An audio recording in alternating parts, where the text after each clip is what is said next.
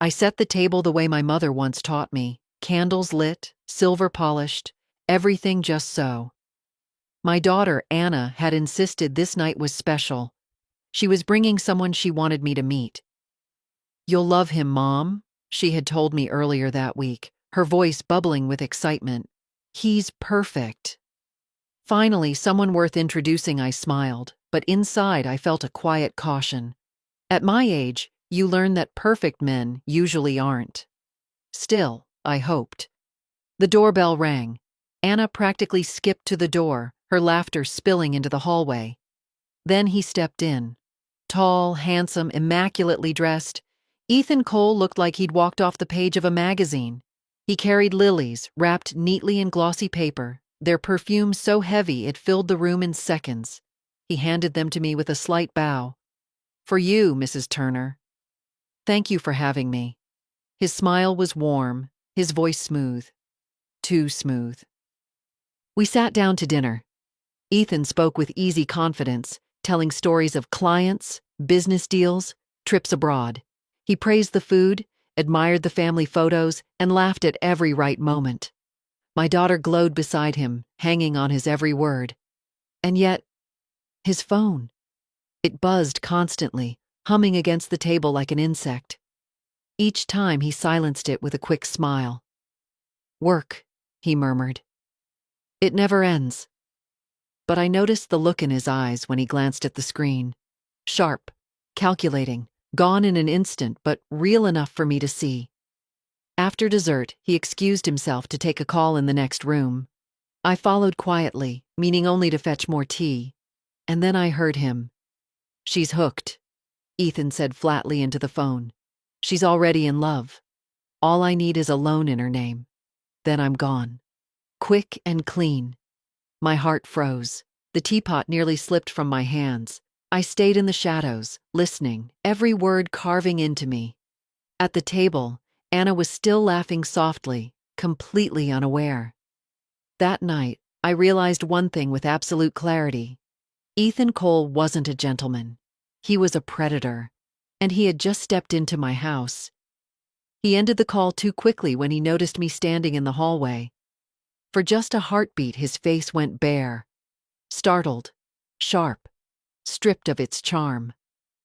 Then, like a curtain dropping, the smile returned. "Urgent business," Ethan said smoothly, slipping his phone back into his pocket. I leaned against the doorway, arms crossed. "Business that requires whispering in other people's houses?" He chuckled, a little too fast. "Confidential matters." "Clients can be demanding. I wouldn't bore you with details. I let the silence hang between us, watching him sweat behind the polish. Then I lowered my voice, just enough for only him to hear. "Alone, Ethan? On Anna's name? That's quite the business model. I'm sure the police would enjoy hearing more about it." For an instant, the mask cracked. His jaw tightened, his eyes darkened, and I saw the predator beneath the pressed suit. Then the smile snapped back into place, slick and false. "I think you misunderstood," he said lightly. "Phone calls can sound harsh when taken out of context." "Oh, I understood perfectly." I took a step closer so he could smell the rosemary still clinging to my hands from the roast chicken. "You think my daughter is blind, and maybe she is for now. But I'm not. So tread carefully." His phone buzzed again in his pocket, the sound humming between us like a dare. He didn't reach for it. From the dining room, Anna called cheerfully, "Everything okay?" Ethan straightened instantly, voice dripping with honey. "Perfectly, sweetheart." Then softer, his smile fixed on me like a blade. "Careful, Mrs. Turner. Accusations can be dangerous when they're wrong." I didn't blink. So can underestimating me. We walked back to the table together. Ethan slid seamlessly into conversation again, refilling Anna's glass, brushing her shoulder, making her laugh as if nothing had happened. To anyone else, he looked flawless. But I had seen the fracture, and as I sat down, I knew one thing. This was a game. Ethan Cole believed he held all the cards, but I intended to decide how it ended. After dinner, Anna floated through the kitchen, humming as she gathered plates. She was glowing, cheeks flushed, eyes bright. Ethan's charm wrapped around her like a spell. I followed with the silverware, setting it in the sink. "He talks a lot," I said carefully. "But do you notice what he avoids?" She turned, frowning. "What do you mean?" "Every story he tells is polished but vague. No dates, no names, nothing that could be checked." Her chin lifted. "You're judging him already?" "You don't even know him, Mom. I know men like him," I said softly. "Men who smile and promise the world but leave nothing behind but ashes." Her face hardened. "You're doing it again. You always do this. Every man I bring home, you find something wrong. You never think anyone is good enough for me." "That's because no one who lies deserves you," I replied. My chest ached, but I kept my voice calm. She dropped the roses she'd been holding into the sink with a splash of water. "Lies? Ethan is the first man who has treated me like I matter. He's kind, generous." "He's rehearsed," I interrupted, "and dangerous." Her eyes flashed with hurt. "No, you're jealous." The word hit me like a slap. "You've been alone so long," she continued, her voice trembling with anger, "that you don't remember what love looks like. You can't stand that I finally found it." I swallowed hard. Jealous. Alone. I had lived through many names in my life, but that one cut deeper than most, not because it was true, but because she believed it.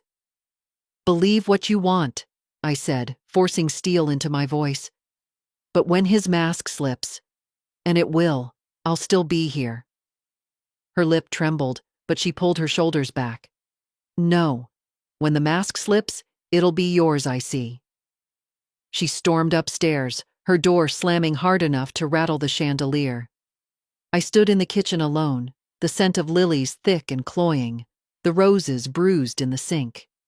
My hands shook, not from fear, but fury. Not at her, never at her. At him. At the way he had already started to wedge himself between us. Yes, she was blind. But blindness never lasts. The day would come when she'd see him clearly. And when that day arrived, she would remember my warning. I only prayed she wouldn't bleed too much before it happened. The morning after their visit, I sat at the kitchen table, staring into a mug of coffee gone cold. Ethan's words still rang in my ears. "She's hooked. Just alone, then I'm gone." I couldn't let it go. Not when Anna's face was still glowing in my memory. Not when I pictured that ring sparkling on her finger. If I said more to her, she'd only call me bitter again. Words would not be enough. I needed proof. The lilies still stood in the vase on the counter, their scent sickly sweet. I plucked the florist's tag from the stems and dialed the number. "Yes, I remember him," the woman at the shop said cheerfully. "Tall, handsome, dressed like a lawyer." "Paid cash." "Cash?" I repeated. "No credit card?" "No card, just bills." He didn't even want a receipt, I thanked her, and hung up. My suspicion deepening. Men who claimed to live in boardrooms and airports usually had no problem flashing a card. Next, I examined the wine bottle he had brought. The label looked expensive, elegant. But when I searched the vineyard online, the first link was a discount distributor. Bulk bottles dressed up to look like fine imports. All illusion. Just like him. By noon, I knew I needed more than flowers and wine. I called an old friend, Ellen Morris, who had worked at the county courthouse for 20 years. "Do me a favor," I said quietly. "Run a name. Ethan Cole." She gave a low whistle. "Sounds like trouble already. Give me an hour." That hour stretched into eternity. I dusted shelves that didn't need dusting, straightened books already aligned. Finally, the phone rang. "You were right," Ellen said. "Cole isn't his only name. He's used 3 others in the last 5 years, all tied to civil suits, complaints, credit disputes, always women. He promises marriage, convinces them to take loans, then disappears." My stomach tightened. "Criminal charges?" Not enough evidence. He's slippery. Leaves before anything sticks, I thanked her and hung up. My hands trembled as I set the phone down. That evening, Anna floated in, arms full of red roses. She chattered about dinner at a private club Ethan had taken her to. She didn't notice my silence. When the house quieted, I pulled a fresh notebook from the drawer. On the first page, I wrote in bold, proof. Every lie I uncovered, every scrap of evidence, every name of every woman he'd bled dry. I would write it here. Because if Ethan Cole thought he could steal my daughter's future, he had made the gravest mistake of his life. He had underestimated me. Anna came home that night with roses again, this time crimson, their petals heavy and overblown, like something out of a glossy magazine. She set them in a vase, humming as though she lived in a dream. He took me to Le Jardin, she said brightly. The waiter knew his name. Everyone treated him with such respect. Isn't that incredible? I watched her trim the stems. Appearances can be bought, Anna. A smile here, a tip there. Recognition isn't the same as truth. Her shoulders stiffened. Why do you always do this? Can't you just be happy for me? Because happiness built on lies doesn't last, I said quietly. She spun around, her eyes flashing. Lies? You don't even know him. I know enough. I held her gaze. I know he's used other names. I know there are women who signed loans for him and were left with nothing. I know he's dangerous. The vase clattered onto the counter as she slammed it down, water spilling across the marble. Stop it. You're digging through shadows just so you can destroy the first good thing in my life. I'm trying to protect you, I said, my voice steady though my chest felt tight. No, you're trying to control me. Her cheeks burned. You've been alone so long you don't believe in love anymore. You can't stand to see me happy. The words sliced deep. Alone, bitter, jealous. She didn't even realize how sharp they were. I swallowed, refusing to let my pain show. Believe what you want, but when his mask slips, and it will, I'll still be here. Her lip trembled, but she straightened her shoulders like a soldier in battle. No. When the mask slips, it'll be yours, I see. She stormed upstairs, her footsteps pounding like a drumbeat, her door slamming hard enough to shake the chandelier. I stood alone in the kitchen, roses dripping water across the counter, the scent of lilies still thick in the air. My hands trembled, not with fear but with fury. Not fury at her, never at her. She was blind, and blindness has a cure. No, my fury was for Ethan Cole, who had already begun to twist her heart against me. But I have lived long enough to know what anger means, fear hiding behind sharp words. Anna's defiance was proof of how deep he had sunk his claws. He thought he was winning. But I had just begun. By the weekend, Ethan had woven himself into every corner of our lives. His shoes by the front door, his roses in every vase, his voice filling the rooms. Anna glowed brighter with every visit, as if she were lit from within. That night he arrived with champagne and a velvet box tucked in his jacket pocket. He greeted me with a kiss on the hand, as though our hallway confrontation had never happened. Always a pleasure, Mrs. Turner, he said with that perfect smile. We ate together, roast chicken, potatoes, a salad I barely tasted. Ethan filled the air with stories, charming Anna, dazzling the few friends she had invited. I watched him closely, noting how each tale danced, but never landed, how his eyes slid past mine when I looked too long. Then, after dessert, he stood, his glass in one hand, the other reaching into his jacket. Life is too short for hesitation, he announced, his voice steady, rich. When we find love, we must seize it. He turned to Anna and opened the box. The diamond caught the light, scattering it across the room. Gasps rose from our guests. Anna clapped her hands to her mouth, tears springing into her eyes. Anna Turner, Ethan said, dropping to one knee with the ease of a man who had rehearsed every detail. Will you marry me? Let me build a future with you. A home, a family, a life worthy of your beauty." She sobbed and nodded before he even finished, falling into his arms as he slipped the ring onto her finger. Applause broke out, glasses clinked, laughter filled the room. I alone stayed silent, because while everyone else saw romance, I saw shackles. That ring sparkled like hope, but I knew glass when I saw it. Cheap, flashy, a promise that would turn to ash. Later, after the guests left, Anna came to me, cheeks flushed, eyes fever bright. She held out her hand, the ring glittering cruelly. "Isn't it wonderful, Mom? He wants to marry me. He wants us to share everything, no secrets." My heart ached. "And you think that is love?" "It is love," she said fiercely. "It's trust." "You wouldn't understand."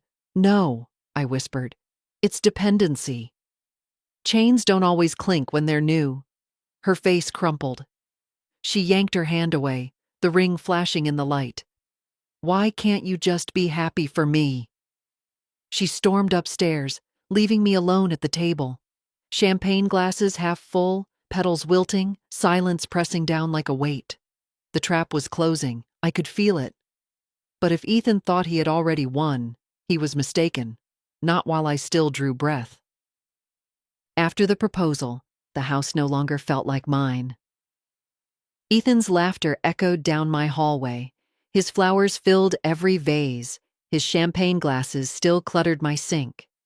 Anna floated around as if she were already married, humming, smiling, showing off the ring to anyone who would look. But I saw a cage, and I knew he meant to lock her in it. That night, when the house was finally quiet, I sat at the dining table with a notebook open before me. The clock ticked like a hammer on the wall. At the top of the page I wrote one word in thick black ink: proof. My warnings had failed. Love had deafened my daughter. Only undeniable evidence could shatter the spell. I began with what I already knew. The florist who told me Ethan paid in cash, no card, no receipt. The bargain wine with its fake expensive label. The courthouse records Ellen had uncovered. 3 other names, 3 trails of lawsuits and broken women. I listed them all carefully, each one a stone in the foundation of truth. Still, I needed something more, something that pointed directly at Anna. The next morning, while she was out with him, I searched the jacket he'd left draped over a chair. My hands shook, not from guilt, but from dread. In the inside pocket, I found a folded slip of paper.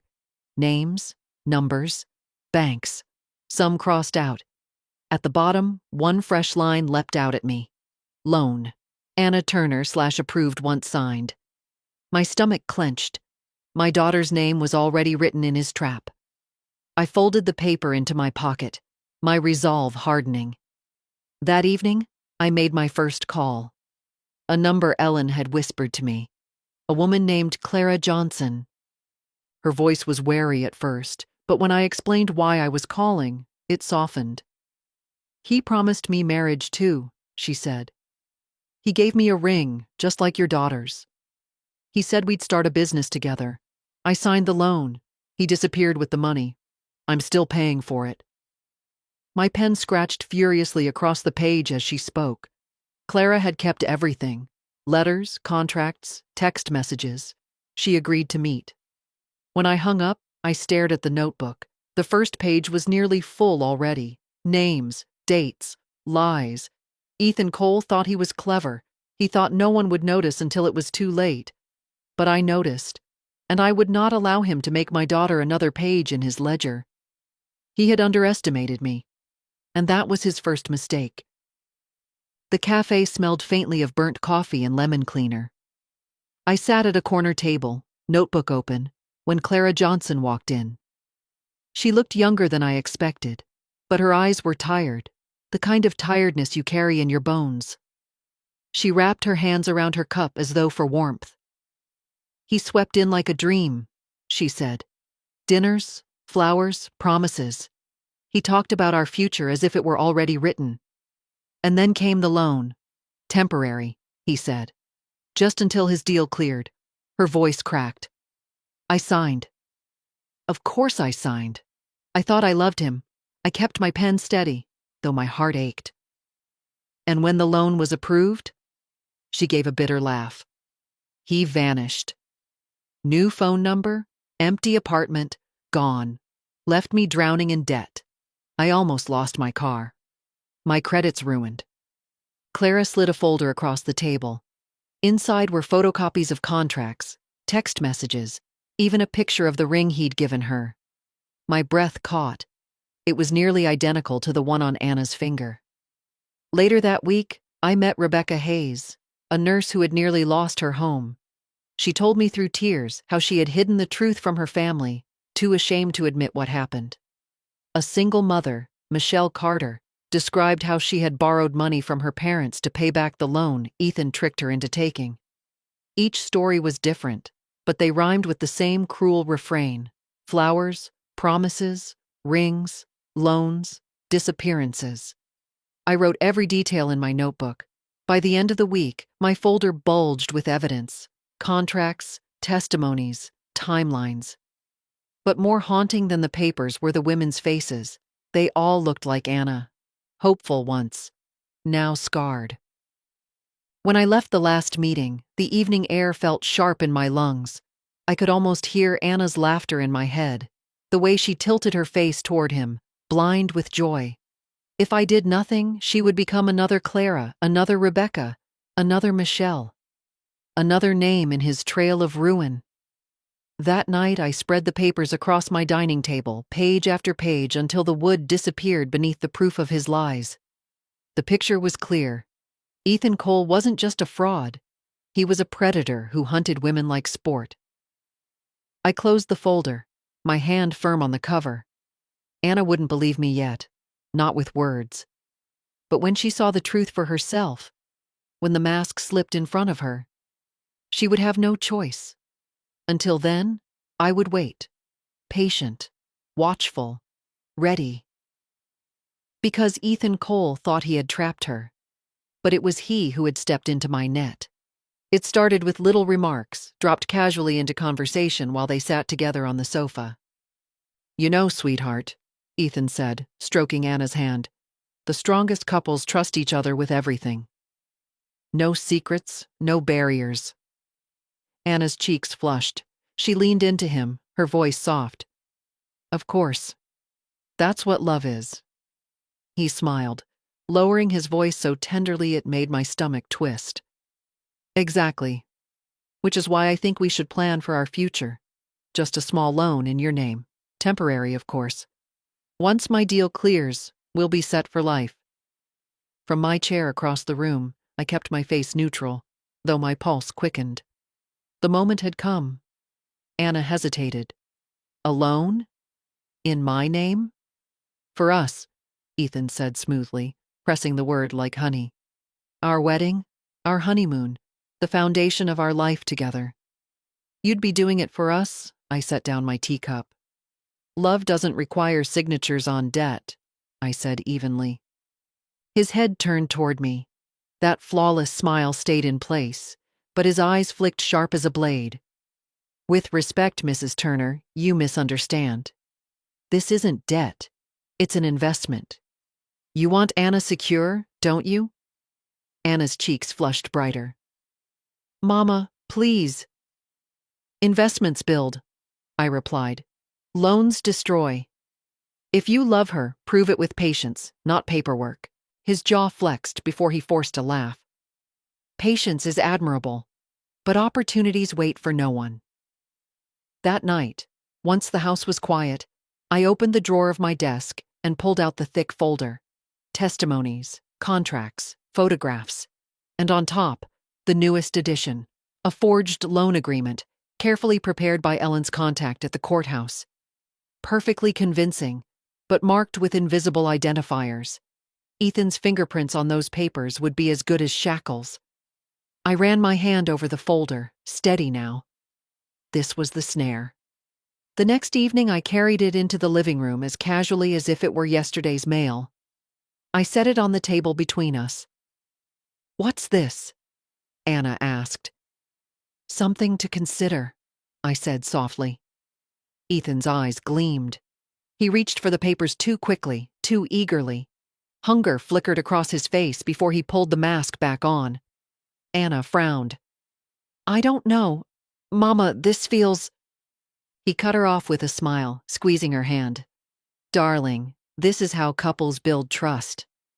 "Your mother understands." I leaned back in my chair, watching. "Support, yes. Blindness, no." He ignored me, thumbing through the pages, the pen glinting in his hand. His mask was cracking. The net was nearly closed. The living room smelled faintly of lilies and old wine. Ethan sat on the sofa, one arm draped around Anna's shoulders. His polished shoes crossed neatly at the ankle as though the house already belonged to him. I walked in with the folder and set it gently on the coffee table. My hands didn't shake this time. Anna tilted her head. "What's that, Mom?" "Just something worth considering," I said. I flipped it open, revealing the neat stack of papers, the forged loan agreement, flawless down to the watermark. Ethan's eyes sharpened the instant he saw it. He tried to mask his eagerness, but the hunger flickered across his face before he caught it. He leaned forward. "May I?" I gave a small nod. He slid the papers toward himself, fingers moving over the pages as if stroking treasure. "This looks very promising," he said, his voice rich. Anna frowned. "I don't know. It feels strange." "Strange?" Ethan chuckled, squeezing her hand. "Darling, this is how trust is built. By sharing everything. No walls between us, no secrets. Couples who hesitate miss their chance at greatness." I leaned back, watching the performance. "Trust isn't built on signatures," I said quietly. He looked up at me, his smile tight. "And yet trust without action is meaningless. Don't you agree, Mrs. Turner?" I met his gaze evenly. "I agree actions speak louder than words." His jaw tightened, just for a second. Then he turned back to Anna, softening his tone, lowering his voice to velvet. "This is our future, love. The beginning of everything we've dreamed of." Her hand hovered uncertainly above the papers. "Maybe we should wait. Just a little." Something sharp flashed across Ethan's face, annoyance, almost anger. But he smothered it with another smile. "Wait. Opportunity doesn't wait, Anna. Do you want to build a life with me or let it slip away?" The mask was thinning, the cracks showing through. He gripped the pen lying beside the folder, his knuckles white, his smile forced. Anna wavered, torn between the pressure of his hand and the warning in my silence. And I knew then. He was leaning so far into the trap he couldn't step back. His greed was louder than his charm now. I folded my hands in my lap, calm at last. "Yes," I murmured, just loud enough for him to hear. "This is the beginning." The pen trembled between his fingers. The wolf was almost bare. The snare was about to close. The lamp on the side table cast a warm glow, but the air in the room was ice. Ethan leaned closer to Anna, his voice low, coaxing, the pen still in his hand. "Just a signature, love," he whispered. "One little line, and everything is ours. The wedding, the house, the future we deserve." Anna's hand trembled above the papers.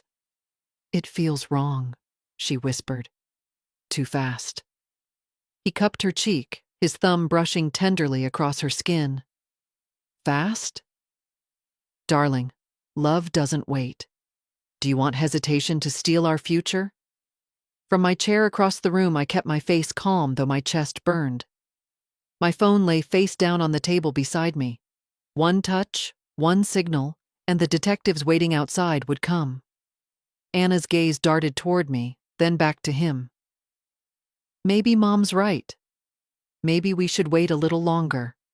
His smile cracked, thin and sharp. He tightened his grip on the pen. "Wait. Opportunities vanish, Anna. Do you want to throw us away?" She flinched, startled by the sudden edge in his tone. "I didn't mean—" He forced a laugh, brittle and loud. "Forgive me. I'm just eager. I want what's best for us. Please, love. Sign. Trust me." I leaned forward slightly, my voice steady as steel. "Trust is earned, Ethan, not demanded." For a heartbeat, his eyes went flat, dark, cold, stripped of the smile. Then the mask slipped back, his tone honey again. "Without faith, there is no love. You know that, don't you, Anna?" He pushed the papers closer, the pen quivering in his hand. My daughter's lip trembled. She reached for it, her fingers brushing the barrel. I held my breath. He was too far gone now, leaning so deeply into greed he couldn't stop himself. That was the moment I turned my phone over and pressed the screen. The signal sent. Anna lifted the pen, but her voice faltered. "Ethan, maybe—" "Don't doubt me now," he snapped, the mask tearing wider. "Do you want this life or not?" Anna's eyes widened. His voice wasn't velvet anymore. It was jagged, demanding. The wolf was showing. And then, a sound cut through the room. 3 firm knocks at the door. Ethan stiffened, his head snapping toward the hallway. The pen slipped from his hand. The sound of the trap closing. The knocks echoed through the house like thunder. Ethan froze, his hand half raised, the papers lying bare on the table. Anna blinked in confusion. Who could that be? Before he could answer, the door opened. 2 plainclothes officers stepped inside, their badges flashing in the lamplight. "Ethan Cole?" one of them asked. For a split second he tried to keep the mask. His smile slipped back into place, smooth and practiced. "You must be mistaken. I'm just a guest here." I rose slowly from my chair, my voice steady though my heart was racing. "No, you're not a guest. You're a thief." Anna's head whipped toward me, her face pale. "Mom, what's going on?" The taller officer spoke firmly. "Mr. Cole, you need to come with us. Quietly, if you don't want this to get messy." And then it happened. The mask shattered like glass under a hammer. His face twisted, rage boiling through the polish. "You meddling old witch!" he spat, his voice dripping venom. "Do you think you've beaten me? Do you think you can ruin everything?" Anna gasped, shrinking back. "Ethan!" "Don't call me that!" he barked, his voice raw. "You were nothing but a mark. An easy one. Gullible, just like all the others." Her hand flew to her mouth, tears spilling down her cheeks. I saw the truth crash into her, sharp and merciless. I stood tall, my voice low. There it is.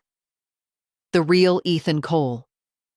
The officers moved in, gripping his arms. He fought like an animal, thrashing, cursing, his polished shoes scraping across my hardwood floor. "You'll regret this," he shouted, his voice breaking. "She would have signed." "She was mine," Anna sobbed, her voice trembling. "You never loved me." He laughed bitterly, even as the cuffs locked around his wrists. "Love?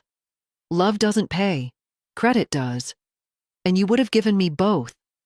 The words hung in the air like poison. The officers hauled him toward the door, his curses echoing down the hallway until the night swallowed them. The silence that followed was heavy, suffocating. Anna collapsed onto the sofa, her hands shaking. The ring glinted cruelly on her finger, mocking her tears. I sat beside her and placed a steady hand on her shoulder. "Better you see him now, Anna, than after he'd taken everything." She lifted her tear-streaked face, her voice a whisper. "You knew all along." "Yes," I said softly. "And I couldn't let him destroy you." The door shut behind him, and with it, his mask. Broken forever. When the door closed behind Ethan, the house felt hollow, as though it had been gutted. His cologne still lingered in the air, mingling with the sickly sweetness of lilies. But the man himself, the mask, the lies, the poison, was gone. Anna sat on the sofa, her hands covering her face.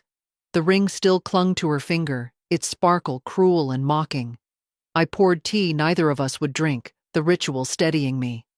Then I sat beside her in silence. At last she whispered, "How could I have been so blind?" My heart twisted. "Blindness isn't weakness," I said softly. "It's what happens when someone decides you'll only see what they want you to." She shook her head violently, tears streaking her cheeks. "But I defended him. I fought you. I called you jealous, bitter. And all the while he was planning to ruin me, I reached for her hand and pulled it gently away from her face. You loved. That was your mistake, but it was also your strength. The shame isn't yours, Anna. It belongs to him." Her lip trembled. "But he fooled me so easily." "He fooled many before you," I said. I rose, retrieved the folder from my desk, and spread it across the table. "Look." She hesitated, then leaned forward. Page after page, Clara's testimony, Rebecca's loan papers, Michelle's letters, photographs of rings, identical to hers. Every line of ink a mirror of her own story. "I see them," she whispered, her voice breaking. "I see myself in everyone."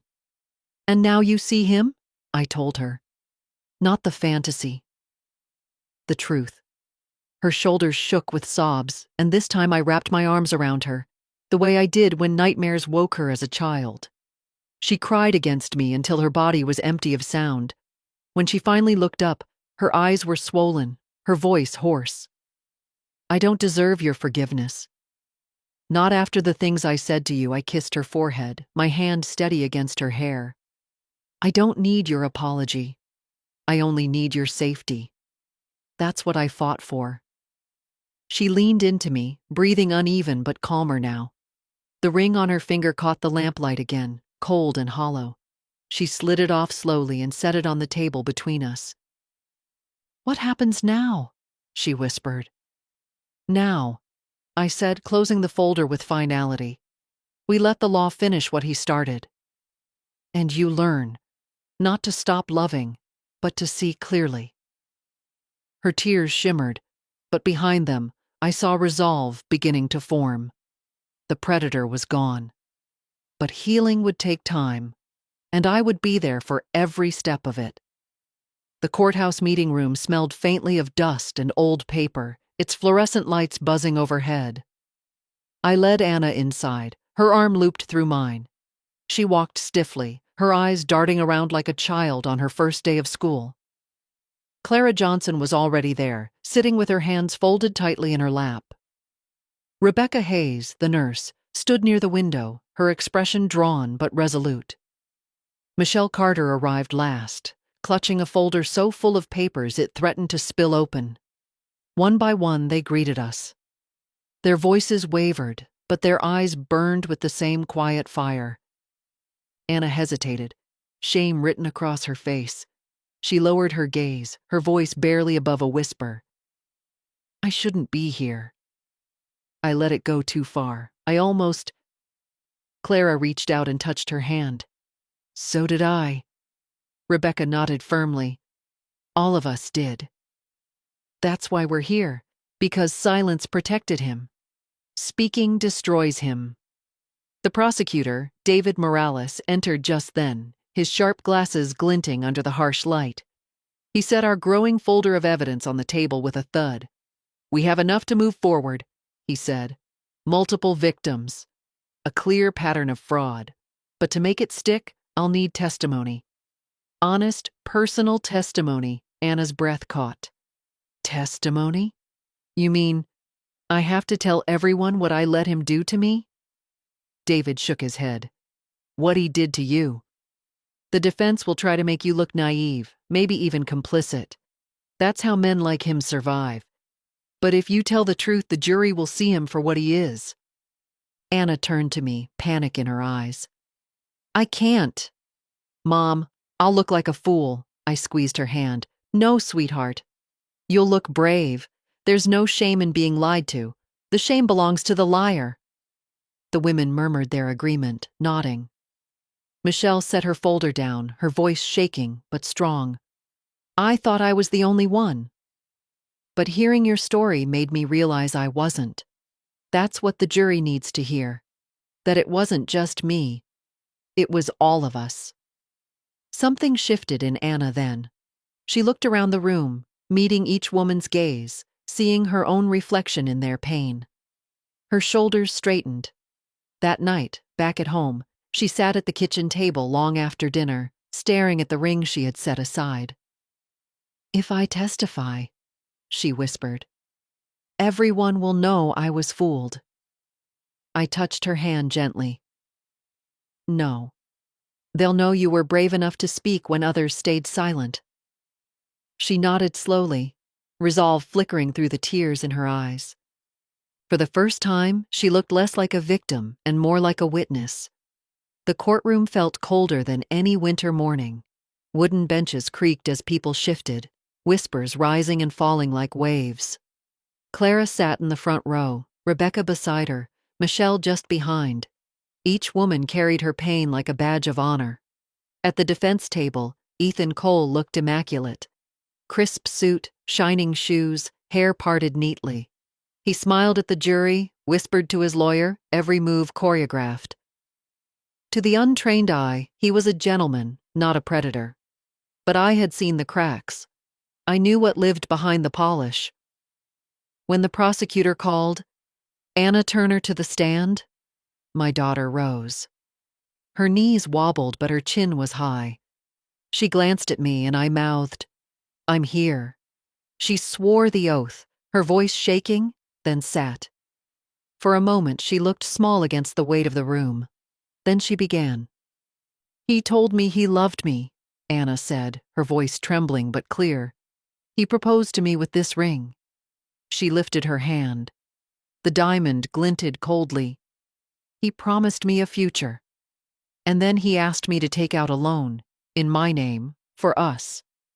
He said it was just until his deal cleared." Her words sliced through the silence. Jurors leaned forward. "I believed him," she continued, her throat tight. "But then, I heard him. On the phone. He said, 'She's hooked. Just a loan, then I'm gone.'" Gasps rippled through the gallery. Ethan's lawyer stood quickly. "Miss Turner, isn't it possible you misheard? That emotions clouded your judgment?" Anna's jaw tightened. She looked straight at the jury. "No, I didn't imagine it. My mother heard him too. And I've spoken with Clara, Rebecca, Michelle. He told them the same things. He promised them marriage. He asked them for loans. Then he disappeared." Clara dabbed her eyes with a tissue. Michelle nodded firmly. Rebecca sat tall, her gaze locked on Ethan. The lawyer tried to press, but Anna didn't waver. Her answers grew stronger, sharper, like steel forged in fire. At last, Prosecutor Morales set the forged loan agreement before the jury, the one bearing Ethan's fingerprints. "This isn't love," he said, his voice ringing. "This is fraud dressed as romance." Ethan's mask finally cracked. His smile vanished, his eyes narrowed with raw fury. For the first time, the jury saw what I had seen in my hallway that night, the predator beneath the charm. When the gavel struck, the word resounded like freedom. "Guilty." Anna's breath shuddered out of her. Tears streamed down her cheeks, but they were not tears of shame. They were release. I closed my eyes and let the relief wash over me. The mask was broken. The wolf was caged. The courthouse was packed when Judge Harris returned to the bench. The air was so still you could hear the scrape of his chair as he sat. My daughter's hand clutched mine, her pulse fluttering fast as a bird's. The judge's voice was firm, steady. "On multiple counts of fraud, identity theft, and financial coercion, the court sentences Ethan Cole to 12 years in state prison. No possibility of parole for 8. The words struck like a bell, echoing across the silent room. Behind us, Clara exhaled, her whole body sagging as though she'd been carrying the weight for years. Rebecca pressed her palms together, whispering a prayer. Michelle wept openly, her shoulders shaking. Beside me, Anna trembled, tears spilling silently down her cheeks, but her grip on my hand didn't loosen. At the defense table, Ethan stiffened. His lawyer murmured something, but Ethan didn't answer. His mask was gone now, shattered for good. He glared at me one last time, eyes full of venom. But when the officers rose to escort him out, his shoulders slumped. The cuffs clicked shut. He did not fight. As the gavel fell, I felt something I hadn't in months, air filling my lungs without the weight of dread. We filed out together, the women gathered on the courthouse steps like survivors after a storm. Clara wiped her eyes, Rebecca hugged Michelle, and for the first time, they all smiled. Not big smiles, not easy ones, but real. Anna stood among them, pale but steady. She turned to me, her voice raw. "You saved me." I shook my head. "No, sweetheart. You saved yourself. You stood up and told the truth. That's more than most could have done." Her lips trembled. But I almost signed. I almost gave him everything. I cupped her face gently. "Almost doesn't define you. What matters is that you stopped, and you spoke. That's your strength." She slid the ring from her pocket, the false diamond still catching the sunlight, mocking its own emptiness. Without a word, she tossed it into the trash can outside the courthouse. The sound of it hitting metal was louder than any gavel. For the first time in months, I breathed freely. The predator was gone. The mask was shattered. My daughter was safe. And as we walked down the courthouse steps, hand in hand, I knew one thing with certainty. Ethan Cole had stolen time, but he had not stolen her. He never would. Months have passed since that trial, and the lilies Ethan once brought have long withered from memory.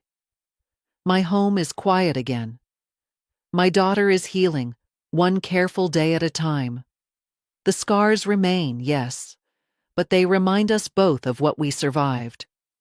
I sit now on the porch, watching the garden bloom in spring light, and I think of the women who never got the chance to speak, who carried their shame in silence. Shame that never belonged to them. So if there is one thing I want every woman to hear, it is this. Listen to your instincts. Charm is cheap. Smiles can be rehearsed. Flowers wilt, and rings can be hollow glass.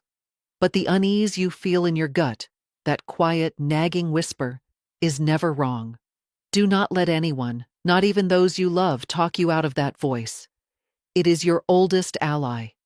If something feels off, it is off. And if you ever find yourself doubting, remember my story. Remember Anna. Remember Ethan Cole. Predators wear masks, but your instinct sees the cracks. Trust it. It might just save your life.